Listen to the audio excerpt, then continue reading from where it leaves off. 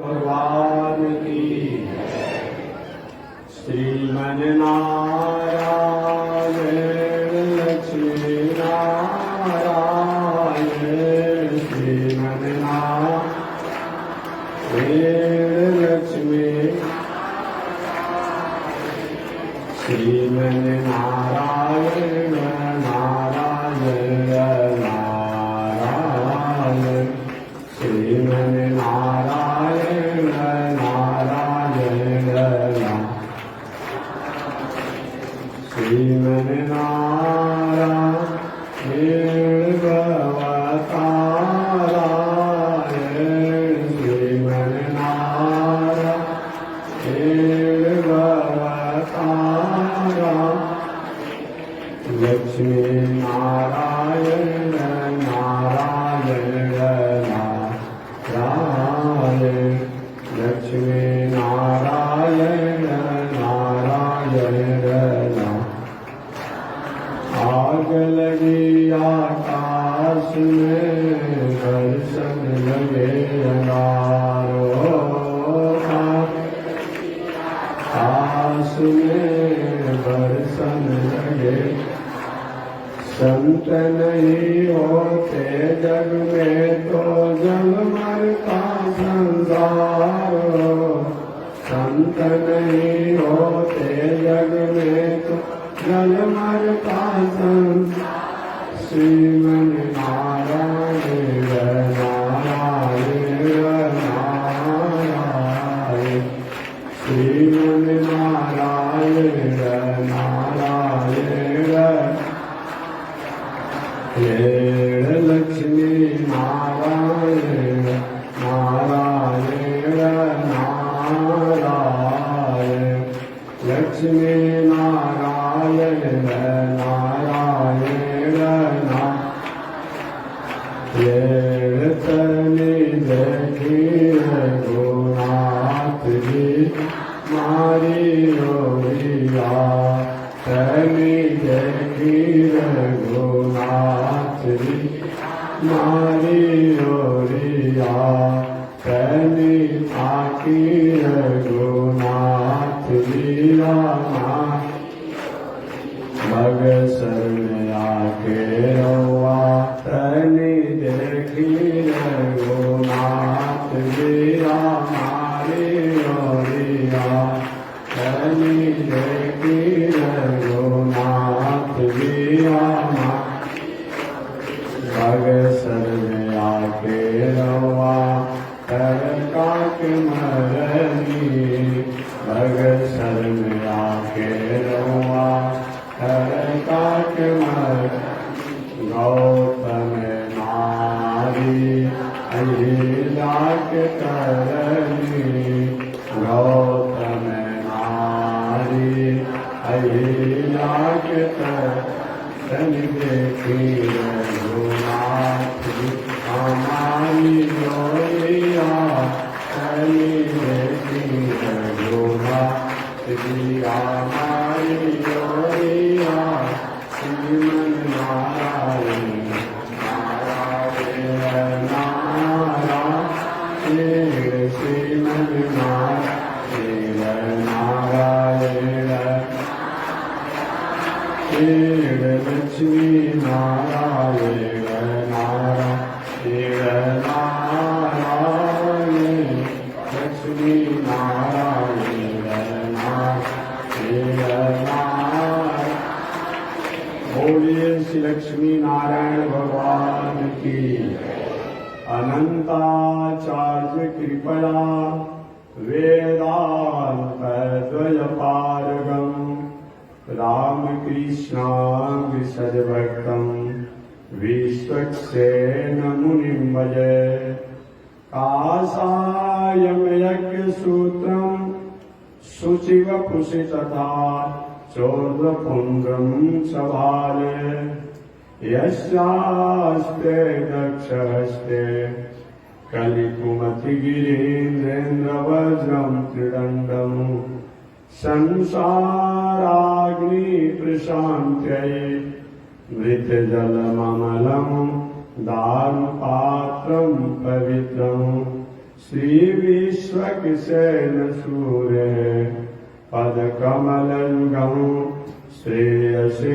संश्रयामि लक्ष्मीनाथ समारंभां नाथयामुनिमध्यमाम् अस्मदाचार्यपर्यन्तां वन्दे गुरो परम्पराम् नारायणाय विद्महे वासुदेवाय धीमहि तन्नो विष्णु प्रचोदयात् महालक्ष्म्यै च विद्महे विष्णु पत्न्यै च धीमहि तन्नो लक्ष्मी प्रचोदयात् तन्नो लक्ष्मी प्रचोदयात्।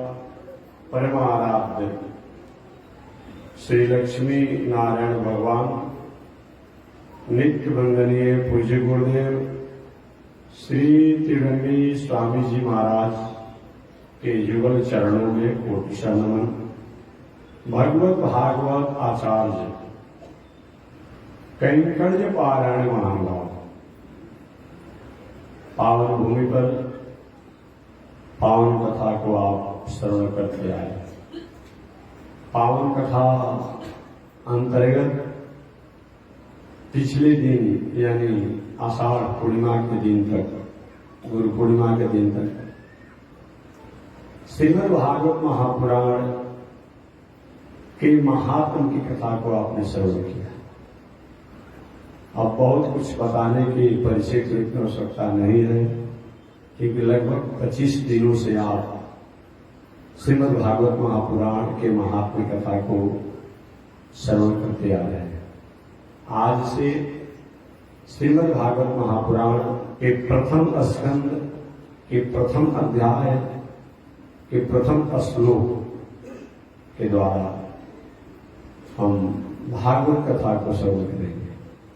श्रीमद् भागवत महापुराण में जो महात्म जो है, महात्म की कथा, वो स्कंद पुराण और पद्म पुराण अंतर्गत। आप धनी आदमी हैं, विद्वान आदमी हैं, दानी आदमी है, प्रतिष्ठान आदमी है, दयालु आदमी है। आप कहते कि मैं विद्वान हूँ, दानी हूँ, विद्वान हूँ, ज्ञानी हूँ, प्रतिष्ठित हूँ, अच्छा बात है। तो अगर हैं या कहते हैं तो कोई बात नहीं है, लेकिन दूसरा व्यक्ति भी अगर कोई बात कह दे कि अमुक व्यक्ति दानी है, विद्वान है, ज्ञानी है, धनी है, प्रतिष्ठित है, तो उसका और महत्व बढ़ जाता है। श्रीमद् भागवत महापुराण में महात्म जो है स्कंद पुराण और पद्म पुराण के द्वारा भागवत की महिमा को बताया गया है। भागवत के द्वारा बात नहीं, स्कंद पुराण और पद्म पुराण में श्रीमद् भागवत महापुराण की महिमा महत्व को बताया गया है, जिसकी पावन कथा को आप श्रवण करते आ रहे हैं। इसलिए इसको संकेत करना पड़ा कि आप कहेंगे महात्मा जी आपने पहले ही जब बता दिया कि नहीं विशाल में सूर्य जी महाराज कथा सुनाए। अब पुनः भागवत के प्रथम स्कंद के प्रथम अध्याय के प्रथम श्लोक के द्वारा भी आप सूर्य जी की चर्चा करेंगे। एक बार सूर्य जी की चर्चा करने से काम नहीं चल सकता है, बार बार सुनाने से हो सकता है पुनरुक्ति दोष भी आ जाए। भी शायद किसी किसी विद्वानों को ऐसा मन में समझा। एक तक और मैं बात बताऊं, भगवान की कथा, भगवान के भक्तों की कथा, धर्म की कथा, भगवान के धर्म में ब्रह्म शब्द की कथा, चाहे जितना भी बार आ जाए पुनरुक्ति दोष की कोई संभावना नहीं होती है। अब देखिए श्रीमद् भागवत महापुराण में कम से कम 4-5 बार तो भगवान के 24 अवतारों की कथा आई है। किसी में कुछ 1-2 नाम आगे पीछे हो गया है, कहीं पहले हो गया, कहीं बाद में हो गया, कहीं बाद में हो गया, कहीं पहले हुआ, लेकिन 3-4 बार कम से कम भगवान के 24 अवतारों की कथा आई। सृष्टि प्रकरण भी 2-3 बार आ ही गया है प्रसंगवश सुनाएंगे। कोई कहे महाराज ये भागवत में क्या इसको पूर्ति करने के लिए व्यास जी ने ऐसा एक ही बातों को बार बार कह दिया है क्या? नहीं नहीं, ये बात नहीं है। उसमें कभी विदुर मैत्री संवाद में सृष्टि प्रकरण आया है, कभी भगवान कपिल देव और उनकी माता देवहूति के संवाद में आया है, कभी ब्रह्मा जी और नारद जी के संवाद में भी आया है, कभी ब्रह्मा जी ने भगवान से पूछा सृष्टि प्रकरण कब आया है, कभी भगवान श्री कृष्ण और उद्धव जी के माध्यम से भी आया है। तो अलग अलग लोगों ने पूछा है, अलग अलग महानुभावों ने उस पर अलग अलग व्याख्या किया है। इसलिए एक पुनरुक्ति दोष नहीं है। कुछ हो सकता है विद्वानों के मन में ऐसा होता है, तो ऐसा नहीं होना चाहिए। तो मैं निवेदन करूं सबसे पहले श्रीमद् भागवत महापुराण के प्रथम स्कंध के प्रथम अध्याय के प्रथम श्लोक की कथा को प्रारंभ करने से पहले दो चार शब्द में निवेदन करूं। श्रीमद् भागवत महापुराण में 18,000 श्लोक हैं। कितने हैं? 18,000। कभी कभी कुछ विद्वानों द्वारा थोड़ी सी संकेत किया जाता है कि महाराज आप कोई गिना होगा कि 18,000 श्लोक इसमें वर्तमान में श्रीमद् भागवत महापुराण में नहीं है। यदि किंचित ऐसी अगर बात आती हो, यदि किंचित, कोई जरूरी नहीं है, हो सकता है गिनने में कोई परेशानी हो गया हो, इधर उधर हो गया हो, यदि किंचित ऐसी कोई बात आती हो तो आपने जाना होगा मध्यकालीन समय में हमारे देश पर कुछ असामाजिक आक्रमणकारियों द्वारा जब आक्रमण हुआ, तो आक्रमण होने के बाद हमारे वैदिक संस्कृति की जो भी लाइब्रेरी थे, जो भी जहां जहां ग्रंथ संत महात्मा विद्वानों के यहाँ, ज्ञानियों के यहाँ रखा हुआ था, उसको प्रायः कहीं फाड़ने का, कहीं जलाने का, कहीं लेकर अपने देश में जाने का, कहीं जल में डुबोने का, मैंने उसको कहीं न कहीं इधर भीतर अस्त व्यस्त करने का प्रयास किया गया, दुस्साहस किया गया। ऐसी परिस्थिति में प्रायः हमारे भारतीय ग्रंथों को लोगों ने नष्ट वर्ष करने का, समाप्त करने का, क्योंकि जब संस्कृति किसी का नहीं रहेगा, कल्चर नहीं रहेगा, तो व्यक्ति की क्या पहचान होगा। इसी तरह मनुष्य होने के बाद भी पशुवत रहेगा। बहुत से ऐसे लोग हैं जंगल में, या बहुत से ऐसे लोग हैं, कभी आपने खानबदोश को देखा होगा, देखे होंगे, गांव में झोगी झोपड़ी गांव का रहता है लोग, 2 दिन 4 दिन 5 दिन यहाँ रहा, 2 4 दिन 5 दिन वहां रहा, ऐसे बेचारे घूमते रहते हैं। खानबदोश कहा जाता है, झोगी झोपड़ी वाले ऐसे समान भाषा में कहा जाता है। और उनकी जो उपनाम है, जो शब्द वो अभिव्यक्त करना अच्छा नहीं लग रहा है, कि खानबदोश उनको कहा जाता था सामान्य भाषा। और बेचारा उसका अपना क्या कल्चर है, कल्चर इतना ही है कि अपने ही किसी स्वजाति में कोई 10-20-50 को विवाह कर लिया, दूसरा बाल बच्चों को जन्म दे दिया और गया कहीं कमाया, खाया, आगे बढ़ा। इसके 2-4 भैंस बैल गाय रखा, बेचा, उसे पेट भरा, इसके अलावा पूरा जीवन बीत गया, उसको पास कुछ नहीं है। क्योंकि वो अपनी संस्कृति को जानने में भी सक्षम नहीं है, कोई जनाना भी नहीं चाहता है। जीवन में अगर मनुष्य के पास संस्कृति नहीं हो, संस्कार नहीं हो, श्रद्धता नहीं हो, तो हमारे पास कितना भी संपत्ति आ जाए, जीवन की कोई पहचान नहीं। आज संस्कृति के कारण हमारा भारतीय दर्शन सबसे महत्व है। विदेशों में विवाह एक इंजॉय हो गया है, इंजॉय है। विवाह हुआ, पत्नी के साथ रहे, 1-2 बाल बच्चे हुए, बेटा हुआ, बेटा बेटी हुआ, उन्हें दूसरा विवाह किया, वो भी दूसरा विवाह किया, वो भी दूसरा विवाह किया। बेटा बेचारा किस सरकार के जो व्यवस्था होती है उसके अनुसार उसका भरण पोषण किया गया, पढ़ाया लिखाया गया, दवा दिया, आगे पुनः हुआ, दूसरा विवाह किया। ऐसे कितने जीवन में उनके विवाह करके संतानोत्पत्ति करके भोग वासना में जीवन बीत जाता है। उनके पास संपत्ति का अभाव नहीं है, लेकिन संस्कृति का अभाव है। हमारे यहाँ क्या हुआ है, हालांकि थोड़ी सी उस कल्चर में हम भी जाने का प्रयास कर रहे हैं, गए नहीं हैं। हम लोग क्या होता है, कोई भी एक सामान्य व्यक्ति भी विवाह करता है तो सोचता है कि हमारी पत्नी है, पत्नी भी सोचे कि चाहे पति थोड़े कम बेसी हो लेकिन इनके साथ मेरा विवाह हुआ है तो हमें जीवन को निर्वहन करना चाहिए। ये क्या है? इसी का नाम संस्कृति है, इसी का नाम संस्कार है। विवाह हमारे भारतीय दर्शन में केवल एक इंजॉय नहीं है, ये जीवन की केवल एक सौदा नहीं है, जीवन का एक संबंध है, जीवन की संस्कृति है। इसलिए भारतीय दर्शन पूरे विश्व में सबसे श्रेष्ठ कहा गया।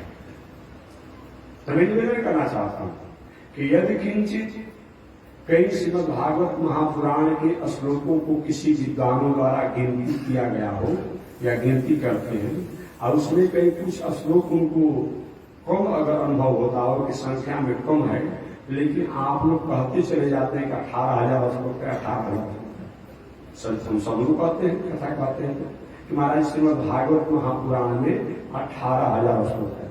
अगर कहीं 18,000 श्लोक नहीं भी होगा तो उसकी सारांश जो है वो भागवत में है। भले एक दो श्लोक कहीं कम आपको समझ आता है, लेकिन उस भागवत का सारांश है। दूसरी बात और मैं बता दूं, आप जिस तरीका से भागवत की श्लोकों की गिनती करते हैं उसी तरह से व्यास जी और सुखदेव जी ने गिनती करने का क्या नियम बनाया है कि नहीं बनाया है, यह भी विचार करना होगा। कभी विद्वान ब्राह्मण देवता लोग दुर्गा सरस्वती देवी भागवत का पाठ करते हैं, करते हुए, और उसमें मार्कंडेय उवाच आता है, मार्कंडेय उवाच, और मार्कंडेय उवाच जो है और उस देवी वो मार्कंडेय उवाच जो है वो अभी एक श्लोक गिनती में होता है, लेकिन समान व्यक्ति समझेगा श्री मार्कंडेय जी ने कहा, लेकिन ये भी क्या है, एक श्लोक है। उसी प्रकार श्रीमद् भागवत में कुछ ऐसे संबोधन है, कुछ ऐसे शब्द हैं जो कहें तो एक अक्षर में लेकिन वह भी श्लोक है। इसीलिए गणना करना हम अपने तरीका से करते हैं, लेकिन महर्षि वेद व्यास जी ने जो भागवत की रचना किया और महानुभाव ने उसका जो परिशीलन किया, अनुशीलन किया, उसको अगर हम टैली करें तो श्लोक कम नहीं है। अगर कम की संभावना हो तो दो कारण मैंने बता दिया कि जब विधर्मियों द्वारा हमारे देश पर लोगों ने आक्रमण जब किया तो हमारी संपत्ति को तो लूटा ही, हमारी संस्कृति को भी लूटने का प्रयास किया। आपने जाना होगा हमारे शास्त्रों को जलाया, फाड़ा, फेंका, सब कुछ किया। साथ ही साथ हमारी भारतीय नारियों की मर्यादा से भी वे मजाक करना चाहा, खिलवाड़ करना चाहा, लेकिन हमारी माताएं ने अपने भारतीय संस्कृति की रक्षा करने के लिए क्या किया, उन विधर्मियों से हमारा संस्कृति बचा रहे। ये माताओं ने ये जो घूंघट की परंपरा जानते हैं आप लोग ना, जो माताएं घूंघट काटती है, जो घूंघट एक हाथ दो हाथ का होता है, ये हमारा वैदिक परंपरा की मर्यादा नहीं है। जब विधर्मियों ने कुछ असामाजिक तत्वों द्वारा मध्यकालीन समय में हमारे नारियों को, महिलाओं को, माताओं की उनकी सुंदरता, उनकी गुण मर्यादा से प्रभावित होकर के उनकी संस्कृति को दूषित करने का जब दुस्साहस किया, उस समय माताओं ने अपनी मर्यादा को रक्षा करने के लिए लंबी घूंघट का रखने का एक प्रचलन चल गया कि न मुंह हमारा देखेगा ना हमारे पर उसकी चंचल होती होगी। वस्तुतः हमारे भारतीय दर्शन में, वैदिक दर्शन में 2 हाथ 3 हाथ का घूंघट काटने का कोई बहुत नहीं है कि हमारा सिर ढका रहे। माताओं का श्रृंगार क्या है, शोभा क्या है, मर्यादा क्या है कि सिर और बाल दिखाई न पड़े, ये मर्यादा है ये माताओं की। हम बहुत प्रसन्न होते हैं। हमारी बूढ़ी माताएं जो 50 वर्ष, 60 वर्ष, 70 वर्ष, 75, 80 वर्ष के है, इनकी बहुत अच्छी संस्कृति रखती है। आंख से दिखाई नहीं पड़ता है, सुनाई नहीं पड़ता है, अब फिर भी कुछ ससुर हो, बसुर हो, गांव में कोई जब बुजुर्ग हो या संपत्ति ही क्यों न हो, उनके सामने जब समाज में रहती है थोड़ी सी उनकी मर्यादा रहती है। और नए जमाने की बात नई जवानी की नई स्थितियां हैं, उस पर हमारा कोई कमेंट नहीं है, लेकिन एक मर्यादा होना चाहिए, बस यही नहीं कहूंगा। हमारे पास मर्यादा है तो सब कुछ है, मर्यादा नहीं है तो हमारे पास कुछ नहीं है। मर्यादा के कारण तो यहाँ पर हमारी माताएं धर्म पत्नी कहलाती हैं, देवी कहलाती हैं, अन्यथा क्या? और दुनिया में देव होते हैं और दर्शन में देव होते हैं। बौद्ध दर्शन, जैन दर्शन, ईसाई दर्शन, इस्लाम दर्शन, जितने दर्शन हैं उनमें देव होता है, देवियां नहीं होती हैं। हमारे यहाँ देवियां होती है, इनको देवी कहा जाता है। इसलिए माताओं की संस्कृति होनी चाहिए। हमेशा मैं कहता हूं और मैं कहता नहीं हूं, आज थोड़ी सी राष्ट्र में कहीं उन उपद्रवकारियों द्वारा हमारी युवतियों को, माताओं की मर्यादा को चंचल करने का जो दुस्साहस किया जा रहा है, उसमें कहीं न कहीं हमारे पहनावा का, हमारे उठन बैठन का, हमारे खान पान का, हमारे संगत का भी थोड़ा सा प्रभाव है। अगर इस पर थोड़ी सी हमारी माताएं, चाहे उम्र में बड़ी हो या छोटी हो या युवावस्था में, अगर अपने से संभाल लें तो बहुत से बहुत ऐसी जो विषम परिस्थितियां आ रही है, जो रोज पत्र पत्रिकाओं में आपको पढ़ने को मिलता है, इससे बचा जा सकता है। लेकिन आप उठन बैठन, बोलन चालन, संगत, खान पान ऐसे द्वारा जो कई चंचलता और भटकाव आने की संभावना है, इस पर हम नियंत्रण कर सकते हैं। सरकार तो कानून बनाती है, बनाती ही रहेगी। सरकार कानून बनाती है, बनाती रहेगी, कभी संशोधन करेगी और कभी उसको भ्रष्ट कर देगी, ये तो होते रहेगा। लेकिन सम अगर माताएं अपनी गरिमा में रहे तो राष्ट्र की संस्कृति की और अपनी रक्षा करने में वो सक्षम है।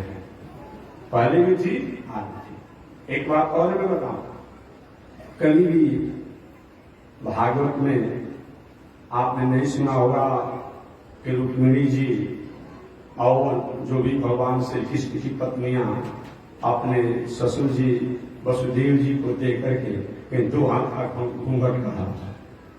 ऐसी बात नहीं, ये सिर पर वस्त्र होना चाहिए, संस्कृति है। कभी आपने नहीं सुना कि जानकी जी दशरथ महाराज के यहाँ जब थे, जब जाने तो कोई दो हाथ का, तीन हाथ का घूंघट का है? नहीं, वस्त्र तो होना ही चाहिए। मैंने बताया घूंघट की परंपरा कब से है?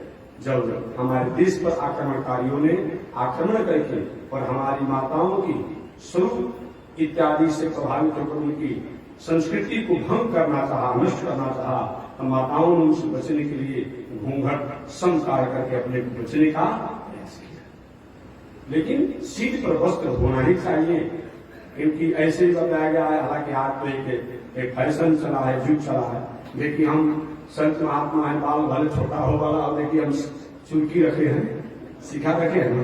ये माताओं का जो देखिए सिखा रखे हैं, चुटकी वाले हैं, एक चोटी जिसको आप कहते हैं, माताओं का भी एक बाल जो है केवल श्रृंगार नहीं है, ध्यान रखिएगा। इनको भी जो बाल गुथती है, जो क्या कहा जाता है, बेड़ी कहती है माताएं, बाल को जो तीन भाग में करके गुथती है, वो भी इनका चोटी ही है अपने आप में, भले वो समझे या न समझे, इनकी संस्कृति का प्रतीक है। एक व्यक्ति ने, नास्तिक ने कहा था कि महात्मा जी, ये आप लोग इतना बाल और चोटी जो सिखा बांधे का है? हमने कहा कि ज्ञान का एंटीना है, बिना एंटीना के काम करता है। अब देखिए मशीन लगा, उसमें भी वो लगा हुआ है टाव पकड़ने के लिए। ये क्या है? ये ज्ञान का, शांति का, प्रेम का, संस्कृति का एंटीना है। तो भी माताएं जो है, इनकी जो छोटी जो है, बेड़ी जो है, ये भी क्या है? शांति का, ज्ञान का, संस्कृति का, मर्यादा का एंटीना है, प्रतीक है। अतः होना ही चाहिए। इस पर भी थोड़ा माताओं को जरूर ध्यान देना चाहिए। तो चलिए मैं अपने प्रसंग पर चलता हूं। श्रीमद् भागवत महापुराण को महर्षि वेदव्यास जी ने आज से 6000 वर्ष पहले रचना की। आज से लगभग 6000 वर्ष पहले कलयुग प्रारंभ होने वाला था, द्वापर युग समाप्त होने वाला था। एक बात और मैं कहूं, महर्षि वेदव्यास जी, भगवान श्री कृष्ण, पांडव लोग, भीष्माचार्य, ये सब लोग थोड़ा बड़ा कम बेसी के अंतराल देकर के एक समय कालीन है, क्या ध्यान देना चाहिए, एक समय कालीन है। महर्षि वेदव्यास द्वापर युग समापन होने वाला था, कलयुग प्रारंभ होने वाला था, उस समय महर्षि वेदव्यास जी इस संसार में आए। ऋषियों की आग्रह पर, संतों के आग्रह पर, भगवान की प्रेरणा से, देवताओं की प्रार्थना पर व्यास जी ने वेदों की रचना किया, उपनिषद की रचना किया, महाभारत इतिहास की रचना किया और 17 पुराणों सहित श्रीमद् भागवत महापुराण की रचना की। महर्षि वेदव्यास जी ने सबसे पहले श्रीमद् भागवत महापुराण ग्रंथ की रचना करके अपने लाडले पुत्र श्री सुखदेव जी को पढ़ाया। उस समय व्यास जी के शिष्य रोमहर्षण सूत जी भी वहां बैठ करके भागवत कथा को सुना। ये व्यवस्था है। श्रीमद् भागवत महापुराण में 18,000 श्लोक हैं।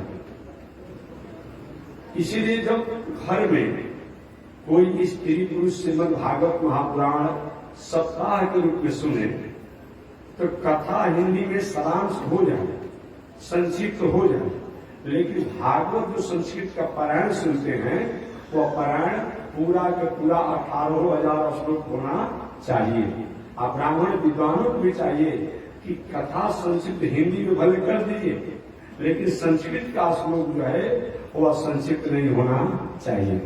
आज हमारी हिंदी भाषा हो गई है, लेकिन प्राचीन भाषा हमारी देववाणी संस्कृत है, उसमें सब संस्कृत में ही वार्तालाप सब कुछ होते थे। तो संस्कृत का 18,000 श्लोक का पारायण होना चाहिए, क्योंकि हर श्लोक जो है ये भगवान का वाङ्मय अक्षरमय स्वरूप है, ये मान करके भी किसी भी श्लोक को छोड़ना नहीं चाहिए।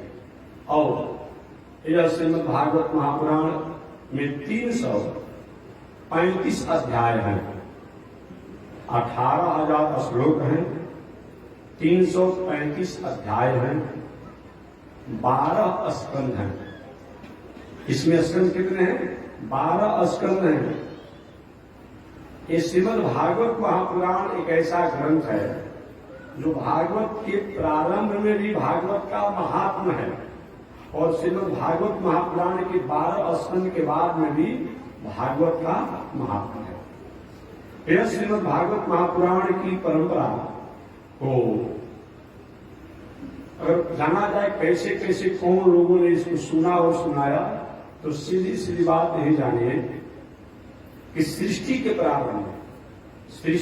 प्रारंभ में माने लगभग आज से 50,000 करोड़ वर्ष पहले ये सृष्टि प्रारंभ कब हुआ है? 50,000 करोड़ वर्ष पहले।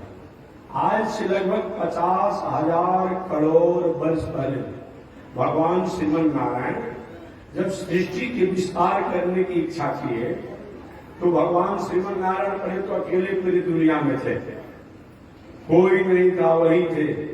ओम दिव्यो देवैको नारायण न ब्रह्मा निषाण, एकमात्र दिव्य देव वही भगवान श्रीमन नारायण थे। भगवान श्रीमन नारायण के हृदय में निवास करने वाली शक्ति स्वरूपा, प्रवाह स्वरूपा जो महालक्ष्मी है, जो लक्ष्मी है, वह प्रेरणा हुआ कि प्रभु आप अकेले ही दुनिया में रहेंगे, हमको इस दुनिया में आने के लिए आप कृपा करें। तो ही भगवान श्रीमन नारायण के सत्य काम सत्य संकल्प से भगवान श्रीमन नारायण की आह्लादनी शक्ति महालक्ष्मी जी, जो लक्ष्मी भी आप कहते हैं, इस संसार में आई। और लक्ष्मी जी जब आई तो भगवान से प्रार्थना की, प्रभु हम दो ही लोग रहेंगे, सृष्टि का विस्तार करिए। भगवान श्रीमन नारायण ने लक्ष्मी जी की आज्ञा से, आज्ञा नहीं कह सकते, लक्ष्मी जी की आज्ञा से, क्योंकि पत्नी पति को आज्ञा नहीं देती है, आग्रह करती है, प्रार्थना करती है, सुझाव देती है, सलाह देती है। लक्ष्मी जी के आग्रह पर प्रभु सृष्टि का विस्तार करिए। पहले तो भगवान की हमारी इच्छा नहीं है। लक्ष्मी ने प्रभु इतना दुनिया लंबा चौड़ा है और आप सृष्टि विस्तार नहीं करें तो अच्छा लगेगा। भगवान एक ठीक है। वही भगवान ने अपने सत्य काम सत्य संकल्प से नाभि माने समझते हैं, नाभि और नाभि से कमल प्रकट हुआ और कमल से एक जीव प्रकट हुआ। बाद में उस जीव का नाम पड़ गया ब्रह्मा। विस्तार से कथा बाद में भी बताऊंगा, ये प्रसंग बस में सुना रहा हूं। ब्रह्मा जी और ब्रह्मा जी से चल करके आगे चल करके सृष्टि का विस्तार बहुत हुआ है, तो कथा प्रसंग बाद में आएंगे।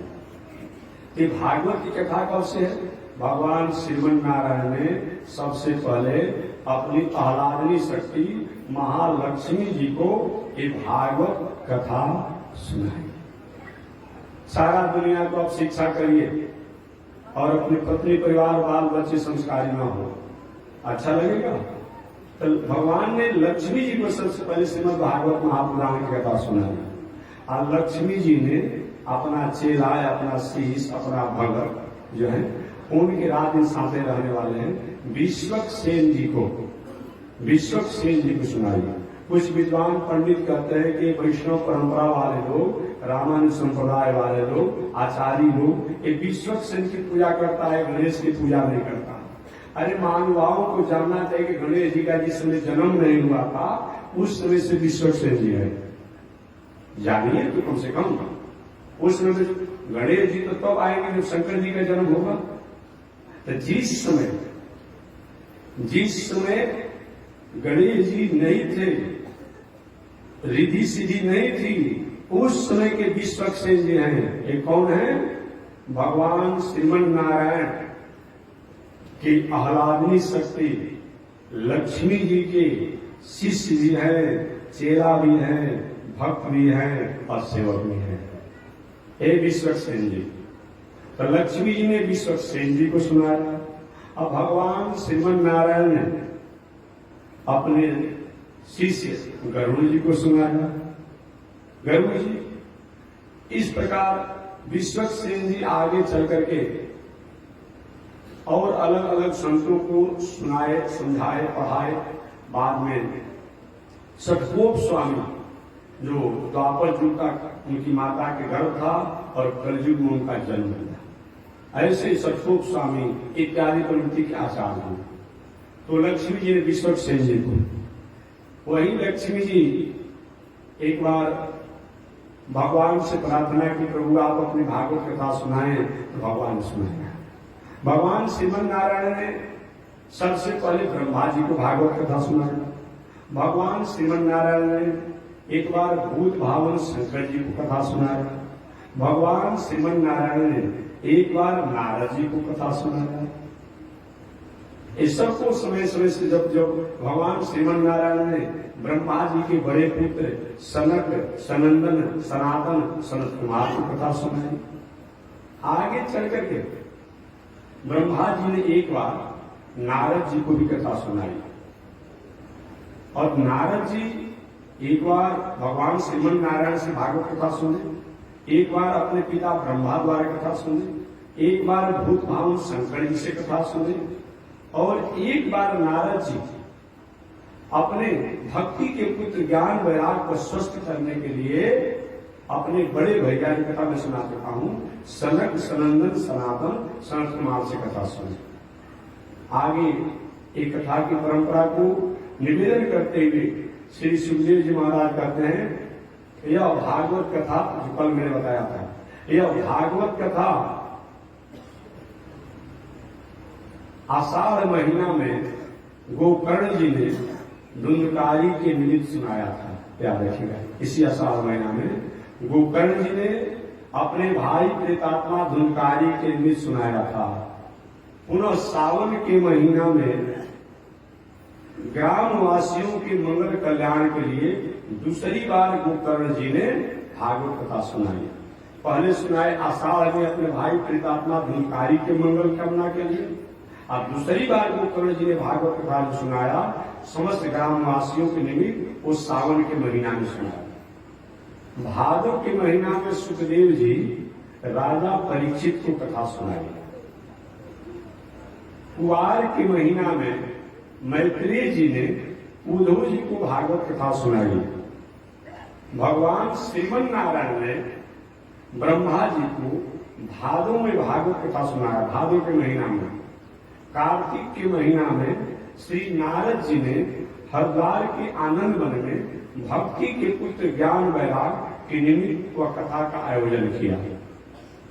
आगे चल करके यह भागवत कथा की परंपरा है कि इस प्रकार यह श्रीमद् भागवत महापुराण भगवान श्री कृष्ण के अपने स्वधाम जाने के बाद, अपने गोलोक धाम जाने के बाद, कलयुग के 30 वर्ष से कुछ अधिक बीत जाने पर, मैंने भगवान श्री कृष्ण जिस दिन अपने लोक में चले गए, प्रायः कलयुग उसी समय से प्रारंभ हो गया।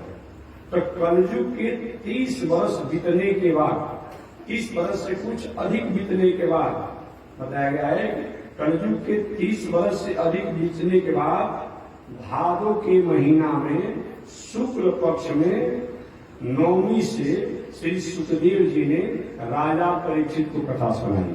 पुनः भगवान श्री कृष्ण के जाने के 30 वर्ष के बाद, यानी कलयुग को 30 वर्ष जब बीत गया, तो श्री सुखदेव जी महाराज ने राजा परीक्षित को यह कथा सुनाई। भादव के महीना शुक्ल पक्ष नवमी तिथि। एक बात और मैं कहूं, कोई घर में अपना भागवत सप्ताह आयोजन करना चाहे, अगर संभव हो तो 2 पक्ष में आयोजन न करें। क्या चीज बात समझ गए? जो कृष्ण पक्ष और शुक्ल पक्ष दोनों, अगर ऐसा होता हो तो अच्छा है। 2 पक्ष में द्वादशी के दिन कथा प्रारंभ नहीं करना चाहिए। अगर अंत में कथा द्वादशी आता है तो कोई दोष नहीं है, क्योंकि द्वादशी के दिन आने पर सूर्य जी महाराज का देहावसान हुआ था, जो बलराम जी ने किया था, इसीलिए उस दिन को नहीं ऋषियों ने, आचार्यों ने आज्ञा किया है। तो कलयुग के 30 वर्ष बीतने के बाद श्री सुखदेव जी महाराज ने भादव के महीना के अंजोरा शुक्ल पक्ष के नवमी से राजा परीक्षित को कथा सुना करके और राजा परीक्षित को कीर्तित की। राजा परीक्षित की कथा सुनने के लगभग 200 वर्षों के बाद, राजा परीक्षित की कथा सुनने के लगभग 200 वर्ष के बाद बीत जाने पर आषाढ़ महीना के शुक्ल पक्ष के नवमी से गोकर्ण जी ने अपने प्रेतात्मा धुनकारी को कथा सुनाई थी। इसके बाद पुनः गोकर्ण की कथा सुनाने के 30 वर्ष के बाद और आगे बीत जाने पर कार्तिक के महीना के शुक्ल पक्ष के नवमी से सनक सनंदन सनातन सनत कुमार ने भक्ति के पुत्र ज्ञान वैराग को स्वस्थ करने के लिए हरिद्वार में कथा सुनाई थी। और कुछ समय बीत जाने के बाद, बात सुनेगा, इस प्रकार गोकर्ण जी को कथा है, नारद जी को हरिद्वार में आयोजन कथा होने के बाद, आयोजन होने के कुछ दिन के बाद श्री नैमिषारण्य में श्री सूत जी महाराज ने 88,000 ऋषियों को सौनक ऋषि की अगुवाई में एक कथा सुनाई। तो मैंने सौनक ऋषि ने जो कथा सुना और सूत जी ने सुनाया, ये पहले नारद जी सुन चुके हैं, गोकर्ण जी सुना चुके हैं, राजा परीक्षित सुन चुके हैं, उसके बाद उद्धव जी सुन चुके हैं, विदुर जी सुन चुके हैं। क्योंकि बाद में कथा आएगी, एक कथा को एक बार कथा आएगी कि सुखदेव जी ने राजा परीक्षित को सुनाया, तो बीच में कथा आ जाएगी कि मैत्रेय जी ने विदुर जी को सुनाया, तो एक कथा आएगी कि सनकादियों ने अमुक को कथा सुनाया। तो इसमें लोग भ्रम हो जाते हैं, तो महाराज जी आखिर कथा भागवत किसने सुनाया, किसने क्या किया, बात समझिए।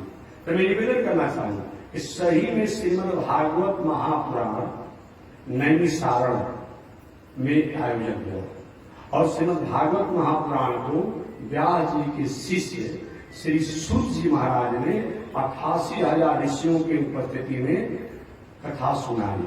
और सूत जी कथा जब सुनाने लगे तो कहे कि ऋषियों, मैं आप लोग को वही कथा सुनाऊंगा जिस कथा को पहले श्री सुखदेव जी ने राजा परीक्षित को कथा सुना चुकी है।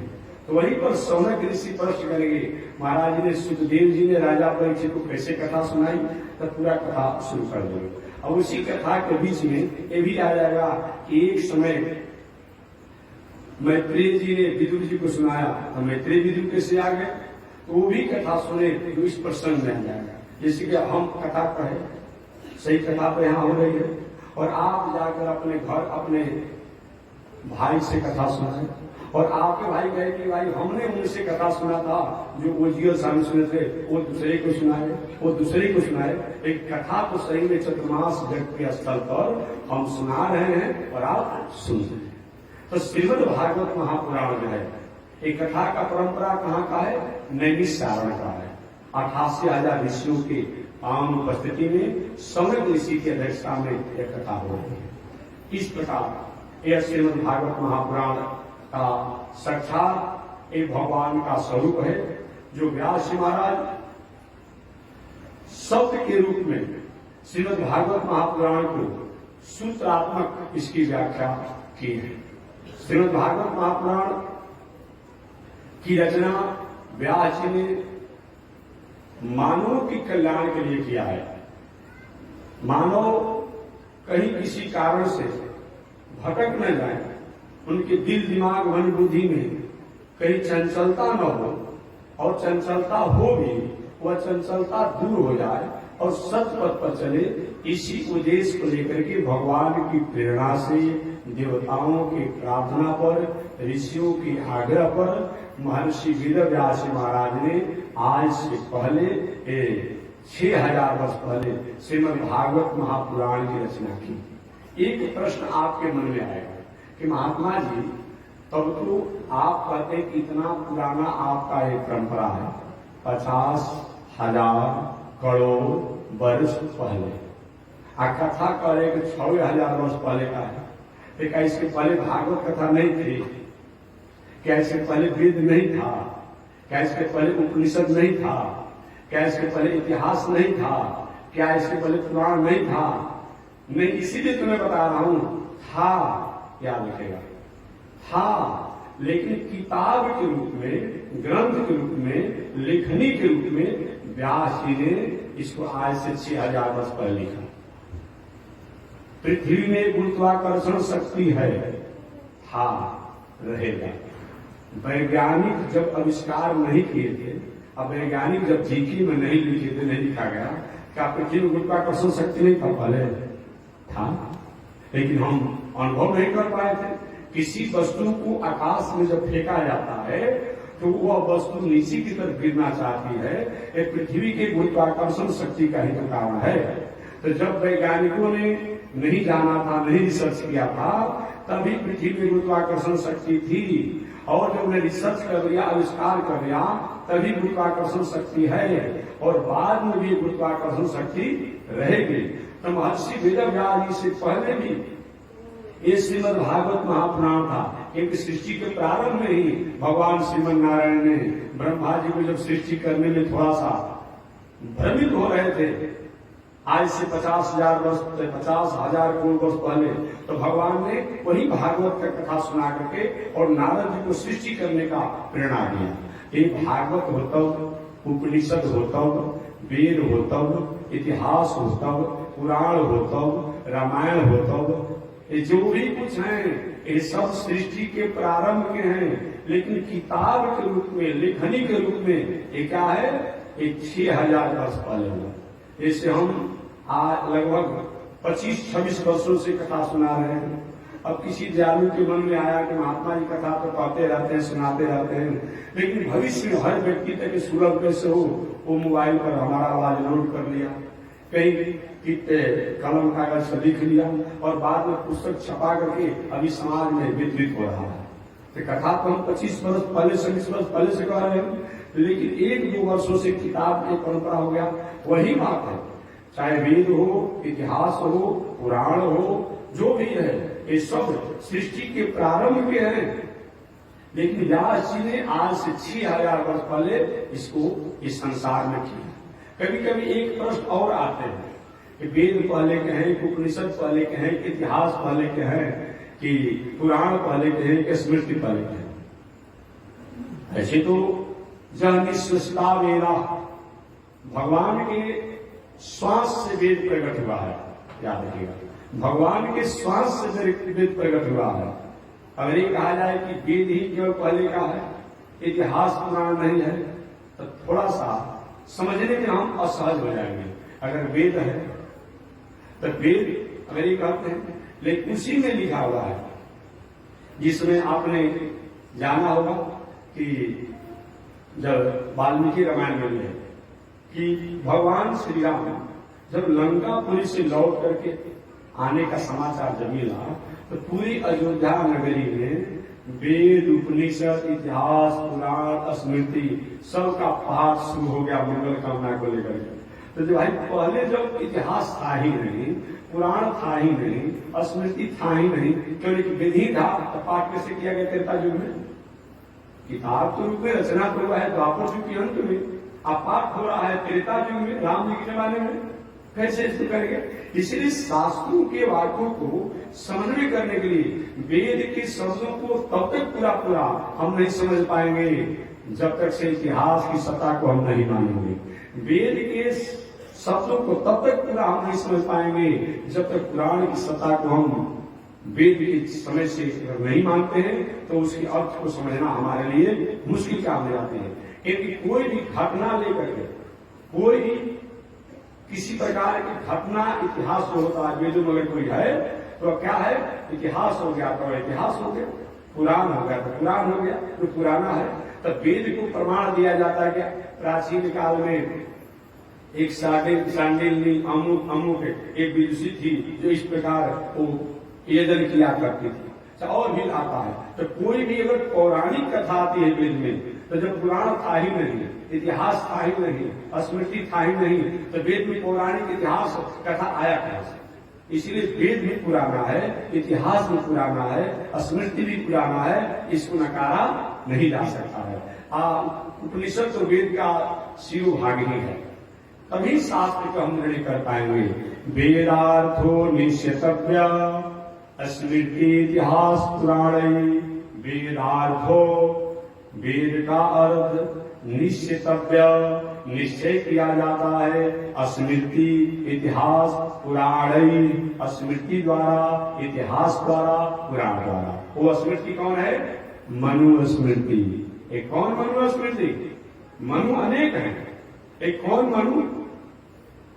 कौन मनु? ब्रह्मा जी जब सृष्टि करने लगे तो सृष्टि करते समय ब्रह्मा जी ने सबसे पहले सनक, सनंदन, सनातन, सनत कुमार, ये 4 बालकों की सृष्टि किया।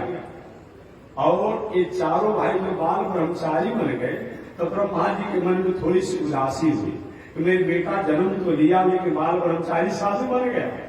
तो ब्रह्मा जी ने इसमें भागवत महापुराण के अनुसार, हालांकि आप लोग शिव पुराण, अन्य पुराणों को जो पढ़ते हैं तो आप लोग नहीं पढ़ते कि शंकर जी तो स्वयंभू हैं, शंकर जी की कोई माई बाप नहीं है। ठीक है भाई, आप पढ़ते हैं, उसके प्रति हमें कोई आपत्ति नहीं है। लेकिन सबसे अंतिम महर्षि वेदव्यास जी का ग्रंथ है श्रीमद् भागवत महापुराण है। उस श्रीमद् भागवत महापुराण में व्यास जी महाराज ने स्पष्ट लिखा है कि सनक, सनंदन, सनातन, सनत कुमार ये ब्रह्मा जी की सृष्टि में सबसे प्रथम है। ये मनुष्य भी हैं, गिनती होती है, ये देवता भी हैं, ये ऋषि भी हैं। इनसे पहले ब्रह्मा जी की सृष्टि में कोई नहीं था, कोई नहीं था, कोई नहीं था, श्रीमद् भागवत महापुराण के अनुसार। और जब ये चारों भाई बाल ब्रह्मचारी बन गए तो ब्रह्मा जी के मन में थोड़ी सी उदासी हुई। मेरा पुत्र मेरी आज्ञा नहीं माना, घर की गृहस्थी को नहीं संभाला और साधु बन गया, तो थोड़ी सी उदास थे, उदास और थोड़ा आवेश में भी थे। उसी समय ब्रह्मा जी के सामने एक बालक प्रकट हो गया भावना के संकल्प से। कभी कभी थोड़ा आवेश में पसीना उसीना हो जाता है, भावना बन जाता है। एक बालक प्रकट हुआ, बालक ने कहा मेरा नाम बताइए, मेरा काम बताइए, मेरा धाम बताइए। ब्रह्मा जी के एक को तो काम बताया तो काम किया ही नहीं। और तुम अपना काम अपने से पूछ रहे हो, तो तुम्हारा नाम रहेगा रुद्र, तुम्हारा नाम रहेगा शंकर, तुम्हारा नाम रहेगा भूत भावन। तुम शंकर रुद्र के नामों से जाने जाओगे। वही शंकर जी हैं जो ब्रह्मा के पौना सप्तक में है। श्रीमद् भागवत महापुराण के अनुसार आप शिव पुराण पढ़ते हैं, पुराण पढ़ते पढ़िए, लेकिन सबसे अंतिम सुप्रीम कोर्ट का निर्णय व्यास जी का श्रीमद् भागवत महापुराण। स्पष्ट हो गया, ब्रह्मा जी के पुत्र हो गए शंकर जी। आगे शंकर जी के बाबा आप सृष्टि करिए, ब्रह्मा जी ने आज्ञा दिया और शंकर जी सृष्टि तो की, लेकिन सृष्टि ऐसा हुआ तो मालूम पड़ा पूरी दुनिया में उथल पुथल हो जाएगा। बाघ, सिंह, घोड़ा, साकरी, डाकनी, भूत, प्रेत, पिशाच, सांप, बिच्छू, ये जितने विषय, जितने खुंखार, जितने भयावह, ये सब भूत भावन शंकर जी प्रकट कर दिए। ब्रह्मा का ऐसे सृष्टि को बन गई है, ये तो हमारी सृष्टि को समाप्त कर डालेंगे, लेकिन जो हो गया सो हो गया। आखिर हम क्या करें पितामह ब्रह्मा जी? ब्रह्मा जी ने कहा, हे भूत भावन शंकर जी, अभी आप तप करिए। वही तप करने के लिए शंकर जी चले गए और बाद में शंकर के 11 रुद्र और 11 रुद्राणी को प्रकट की। तो पहले के एक रुद्र एक रुद्राणी और बाद में 11 रुद्र 11 रुद्राणी, दोनों मिलकर हो गए 12 रुद्र और 12 रुद्राणी। इसलिए सृष्टि बहुत नहीं हो पाया। तब 10 को ऋषियों की सृष्टि किया ब्रह्मा जी ने, जिसमें मरीचि ऋषि, अत्रि ऋषि, पुलह ऋषि, कर्तु ऋषि, भृगु ऋषि, वशिष्ठ ऋषि, अंगिरा ऋषि और नारद जी, ऐसे 10 ऋषि हुए। ये 10 ऋषियों द्वारा भी सृष्टि हुई। ब्रह्मा जी के ही पुत्र धर्म है, ब्रह्मा जी के ही पुत्र अधर्म भी है। अरे भाई, आपका एक बेटा धार्मिक होता है, एक बेटा झगड़ालू भी हो जाता है, पुत्र होता है। एक बेटा अच्छे धर्म कर्म रहता है, एक बेटा सुबह से शाम उल्टा खाता पीता है। तो ब्रह्मा जी के छाती से धर्म हुआ और ब्रह्मा जी के पीठ से अधर्म हुआ। अब ब्रह्मा जी द्वारा ही कुछ राक्षस भी प्रकट हो गए, राक्षस भी प्रकट हो गए। अब तो ब्रह्मा जी परेशान हो गए, मेरा बेटा और राक्षस, लेकिन जो हो गया सो हो गया। आगे ब्रह्मा जी ने सोचा ऐसा सृष्टि से काम नहीं चलेगा, हमें स्त्री पुरुष के वैवाहिक संबंध से जैसे वंश का विस्तार होना चाहिए। वही ब्रह्मा जी ने सृष्टि में मरीचि इत्यादि ऋषियों की सृष्टि होने के बाद आदि स्वयंभुव मनु को प्रकट किया। किसको प्रकट किया? आदि स्वयंभुव मनु। और एक स्त्री हुई जिसका नाम पड़ा शत्रुपा। ब्रह्मा जी ने कहे आपकी पत्नी होगी और पति पत्नी की मर्यादा से वंश विस्तार का कार्य किया जाए। वही मनु और शत्रुपा हुए, और मनु शत्रुपा जब हुए तो पिताजी हमारे लिए क्या आज्ञा है? ब्रह्मा जी ने कहा आज्ञा यही है कि आप मैथुनी सृष्टि, मन स्त्री पुरुष की मर्यादा से संबंध से सृष्टि का विस्तार करें। वही मनु शत्रुपा के द्वारा 2 पुत्र हुए और 3 पुत्रियां हुई। आदि समूह, एक तो सूर्य के पुत्र भी मनु है, एक सूर्य के पुत्र भी, 2 सूर्य के 2 पुत्र मनु है। एक सतव्रत श्राद्ध वैवस्वत मनु और दूसरे का नाम है सावरणी मनु। जो सतव्रत श्राद्ध मनु है, उसी मनु के वंश परंपरा में आगे चलकर के इक्ष्वाकु इत्यादि, रघु इत्यादि हुए और उसी वंश परंपरा में भगवान श्री कृष्ण भी हुए। इसलिए सूर्यवंशी भगवान श्री राम कहलाते हैं। तो चलिए, लेकिन इस प्रथम मनु कौन है? आदि स्वयंभुव मनु, जो मनु और शत्रुपा के नामों से जाने जाते हैं। तो मनु जी और शत्रुपा के द्वारा 2 को पुत्र हुए, प्रियव्रत और उत्तानपाद, एक पुत्र हुए। उन प्रियव्रत और उत्तानपाद 2 पुत्र हुए और 3 कन्याएं हुई, आकृति, देवहूति, प्रसूति।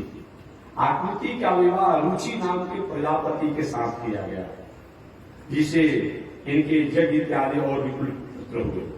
और देवहूति का विवाह कर्दम ऋषि के साथ किया गया, ये भी ब्रह्मा के पुत्र थे। इनसे भगवान कपिल देव हुए, जो आप जानते हैं।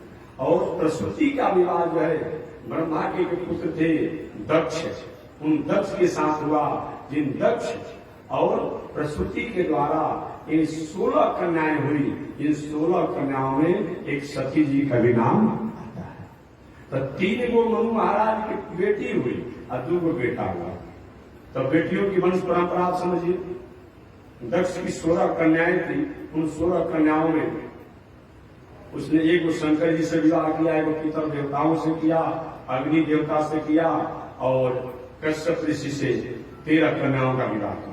13 कन्याओं का कश्यप ऋषि से, एक कन्या का शंकर जी से, एक कन्या का पितर देवता से और एक कन्या को अग्नि देवता कैसे किया। इस प्रकार 16 कन्याओं का विवाह किया। इधर दूसरी उनकी बेटी जो देवहूति थी, उन देवहूति से भगवान कपिल देव हुए, ये तो साधु बन गए, ये तो बालक की वंश परंपरा नहीं चली। लेकिन कर्दम ऋषि की जो दूसरी बेटी थी, इसके द्वारा देवहूति पुत्री थी, देवहूति के द्वारा लगभग 9 कन्याएं हुई। इन 9 कन्याओं द्वारा वो बाद में चल करके 9 ऋषियों का विवाह हुआ, जो सृष्टि पूरा पट गया, मरीचि, अति, पुलह इत्यादि।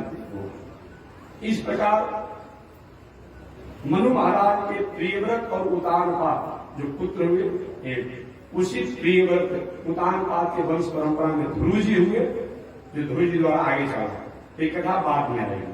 तो वही आदि स्वयं मनु है, जो सृष्टि के प्रारंभ के हैं, ब्रह्मा जी के पुत्र है।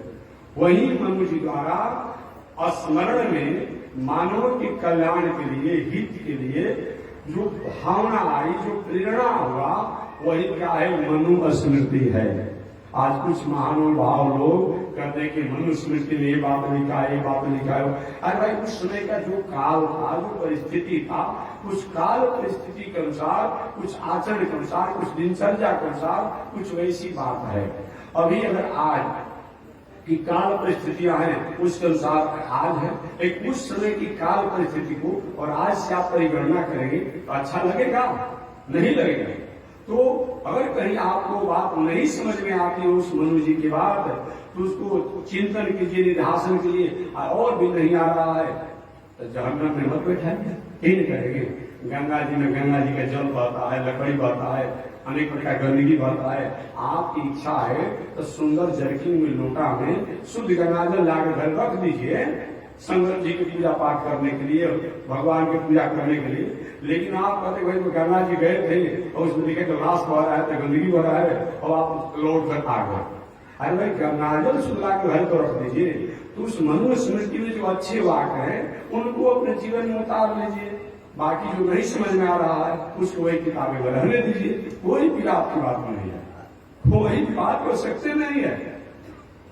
बाजार में आप जाते हैं तो बाजार के सारा सामग्री आप ही खरीद लेते हैं, कि जो आवश्यकता हो तो वही लेते हैं, जो नहीं आवश्यकता तो छोड़ देते हैं। दुकान पर जाते हैं, कहीं सल्फास की गोली भी होता है, हृदय के शीशी भी होता है, तो जो आपकी आवश्यकता हो उसको लेते हैं और जो नहीं आवश्यकता तो छोड़ देते हैं। ये कौन बड़ी बात है? मॉल में जाते हैं, 1000 प्रकार के उसमें सामान होते हैं, उसमें से आपकी जो आवश्यकता होती है उसको आप लेते हैं और छोड़ देते हैं।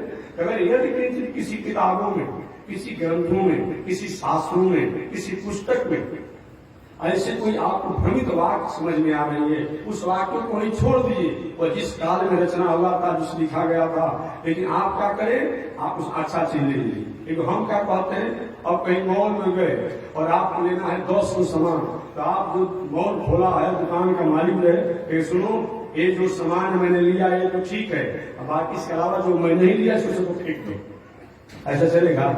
जला दो, फेंक दो, बहवा दो, ऐसा चलेगा? क्या दिमाग में भाई जी, आप अपना काम करें, मैं अपना काम करूं। आपको जो सामान लेना है मनु से ले लीजिए, लेकिन ये आप ही के लिए केवल लेना है। और जो है यही बात होना चाहिए। शास्त्रों में यदि किसी कोई ऐसा बात अगर समझ नहीं आता है, लिखा गया है किस परिस्थिति अनुसार में, कैसे लिखा गया है, हमारी आपको उसी बुद्धि तो है नहीं। एक शब्दों के सैकड़ों अर्थ हो सकते हैं, दर्जनों अर्थ हो सकते हैं। तो जो अच्छा हो उसको स्वीकार कीजिए और जो नहीं समझ में आता है उसको वहीं पर छोड़ दीजिए। तो मनु जी महाराज की मनु स्मृति है। इससे मालूम पड़ता है कि उस सृष्टि के प्रारंभ में स्मृति भी था। इतिहास में पुराना है, इतिहास में पुराना है कि जब प्राचीन कथा की जब आती है तो बिना इतिहास के प्राचीन कथा हो ही नहीं सकती है। पुराण भी जब भी कोई पौराणिक बात आता है कि कहा गया मैंने पहले था, वो भी प्राचीन बात हो गया। अतः जब से वेद है, जब से इतिहास है, जब से पुराण है, जब से उपनिषद है, तब से सृष्टि है। ये सब पहले है। अतः इस पर कोई बात नहीं कि वेद पहले का है कि उपनिषद पहले का है कि इतिहास पहले का है। सब जो है सृष्टि के प्रारंभ है।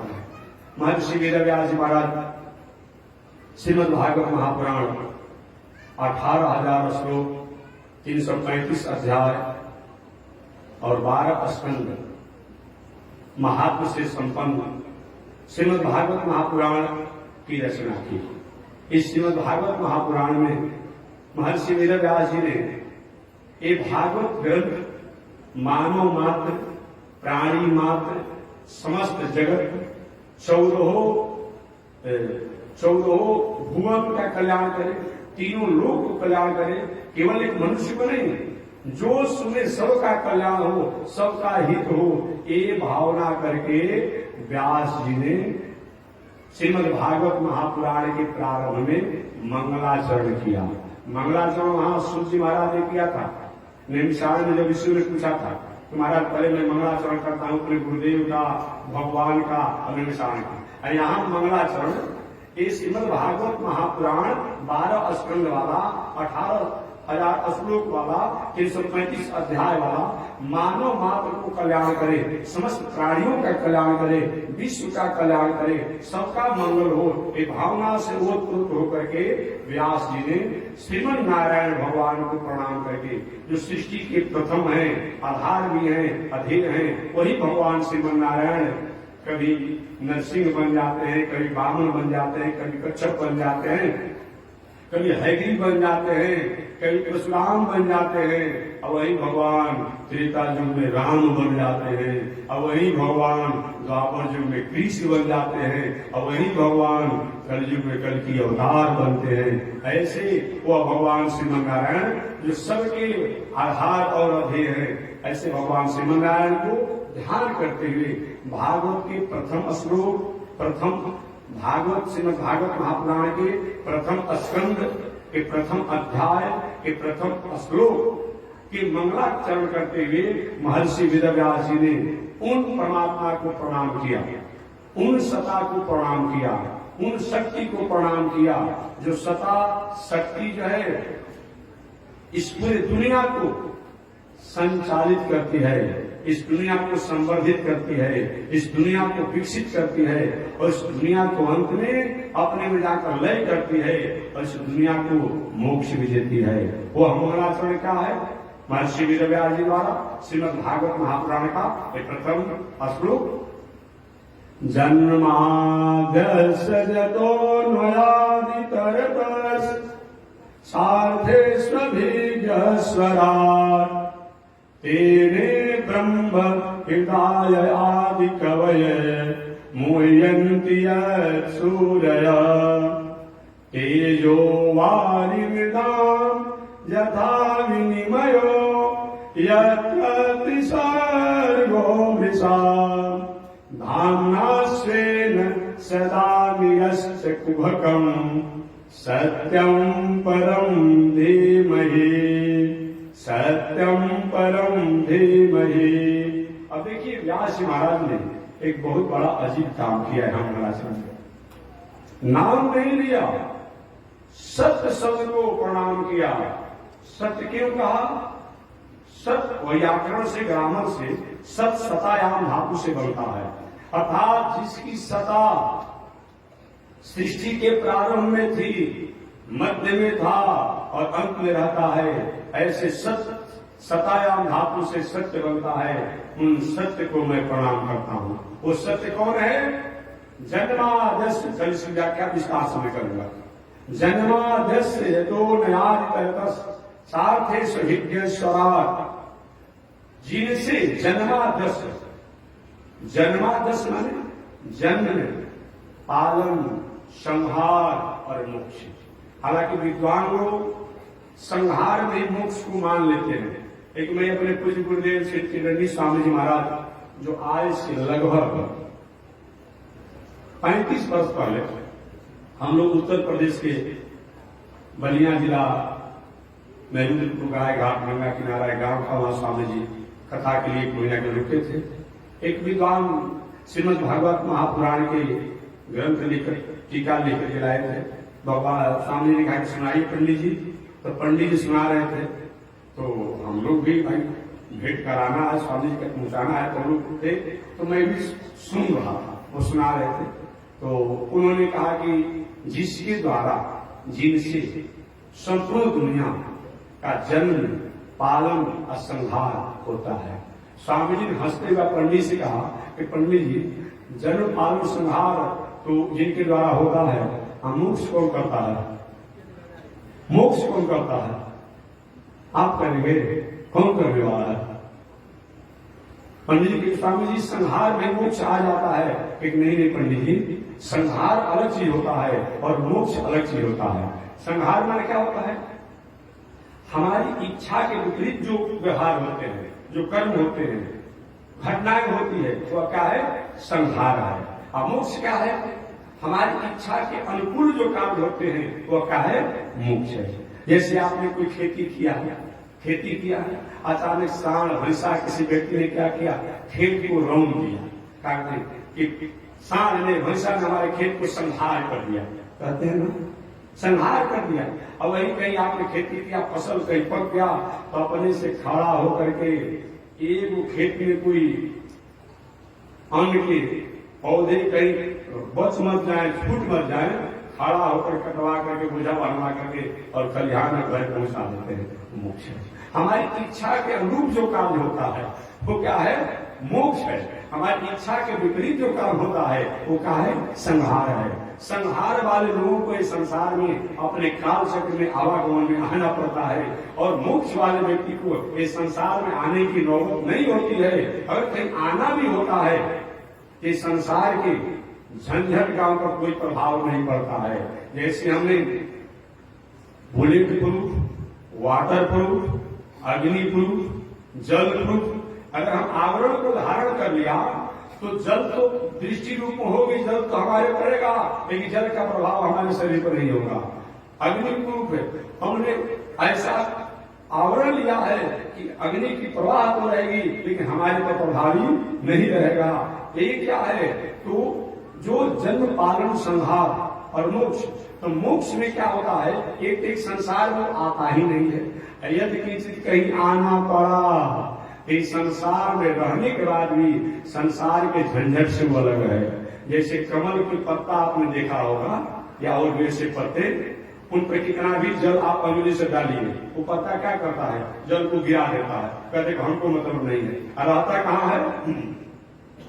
जल नहीं रहता है, लेकिन जल का प्रभाव नहीं होता है। तो जो मोक्ष वाले हैं, एक तो आते ही नहीं है। यदि किंचित कहीं आ भी जाए तो संसार के झंझट और संसार के बंधन का कोई प्रभाव नहीं होता है। जैसे भगवान श्री रामानुजाचार्य इस संसार में आए, आकर के भक्ति का प्रचार किए, मानव मात्र का कल्याण उद्धार किए चले गए। हमारे पूज्य गुरुदेव श्री त्रिदंडी स्वामी जी महाराज, जो अपने दिनचर्या में रह करके सैकड़ों वर्ष जीवित रह करके और मानव मात्र का कल्याण किए। इसलिए संहार और मोक्ष में बहुत अंतर है। मोक्ष का क्या है? यदि गत्वा न निवर्तन्ते तद्धामं परमं मम, जहां जा करके पुनः लौट करके नहीं आना पड़ता है, वो मोक्ष है। यदि किंचित किसी को आना भी पड़े तो संसार के बंधन का कोई उन पर प्रभाव नहीं प्रभावी होता है। जैसा दूसरा उदाहरण, जेल में कैदी भी रहता है, मुलजिम भी रहता है, अपराधी भी रहता है, और जेल में जेल के कर्मचारी भी रहते हैं। जेल के कर्मचारी, सरकारी कर्मचारी जो है, किसी कैदी के रूम में अगर जाकर रात में सो भी जाए या चले जाए, क्या कैदी का नियम तो लागू होता है? नहीं होता है। वो तो हमेशा मुस्कुराते रहते हैं। और कैदी गलती से कहीं गिनती में बाहर कहीं छूट जाए तो रात भयभीत रहता है, डरता है अगला दिन कौन सा दंड होगा। वो चाहे बाहर घूमे या भीतर घूमे, हमेशा रोते रहता है, तो हमारा कैसे इस जेल से मुक्ति को मैं प्राप्त करूंगा? यही है। जो भगवान के भक्त होते हैं, मोक्ष वाले होते हैं, वो यदि किंचित के संसार में आ भी जाए, संसार के व्यवहार में भी रहे, तो उन पर संसार का कोई प्रभाव नहीं पड़ता है। और जो संहार वाला व्यक्ति है, इस संसार में आकर के और अपने कर्मों के अनुसार अनेक प्रकार की स्थिति को स्वीकार करता है, ऐसे जन्माद्यस्य। तो इसकी कल व्याख्या मैं विस्तार से करूंगा कि महर्षि वेद व्यास जी ने श्रीमद् भागवत महापुराण के प्रथम स्कंद के प्रथम अध्याय के प्रथम श्लोक में जन्माद्यस्य की जो व्याख्या किया, तो मंगलाचरण के माध्यम से इसकी पूरी व्याख्या कल मैं करूंगा। आज इसी के साथ वाणी विराम। एक बार भगवान का नाम श्रीमन नारायण लक्ष्मी नारायण, श्रीमन नारायण लक्ष्मी, श्रीमन नारायण नारायण नारायण, श्रीमन नारायण नारायण नारायण। बोलिए श्री लक्ष्मी नारायण भगवान की, श्री भाष्यकार भगवान श्री रामानुजाचार्य स्वामी जी महाराज की, विश्व जगदाचार्य श्री त्रिदंडी स्वामी जी महाराज की, पावन धाम की, पावन धाम की, पावन स्थल की, पावन महोत्सव की। जय जय श्री सीताराम, जय जय श्री राधे श्याम, जय जय श्री श्रीमन नारायण, जय जय श्री भाष्यकार, जय जय श्री रामानुजाचार्य। हरि ओम। शांति शांति शांति। एक सुझाव, आप लोग भी घरे जाने में देर हो जा रहा है, मैं रोज आप लोग से कहता हूँ, आप लोग समय से आइए। अब 7 बजने जा रहा है कुछ समय के बाद, तो आप ठीक घड़ी दे करके 5 बजे आ जाइए। 5 बजे से ठीक घड़ी दे करके हम 6 बजे के 5 मिनट पर आपको छोड़ देंगे। तो कल से यही काम कीजिए। अगर आपको आने में देर भी होगा, तो कल मैं 5 बजे कथा प्रारंभ कर दूंगा और 6 बजे के 5 मिनट पर मैं विश्राम दे दूंगा, क्योंकि अब समय थोड़ा परिवर्तन किया जाए। तो 5 बजे से 6 बजे, क्योंकि आप इस समय से अपने घर पहुंच जाएंगे तो हमारी प्रसन्नता रहेगी। इसके लिए आप ठीक 5 बजे घड़ी देकर प्रसन्न पंडाल में आइए और 6 बज के 5 मिनट पर मैं आकर छुट्टी दे दूंगा। जय श्रीमन नारायण। कल से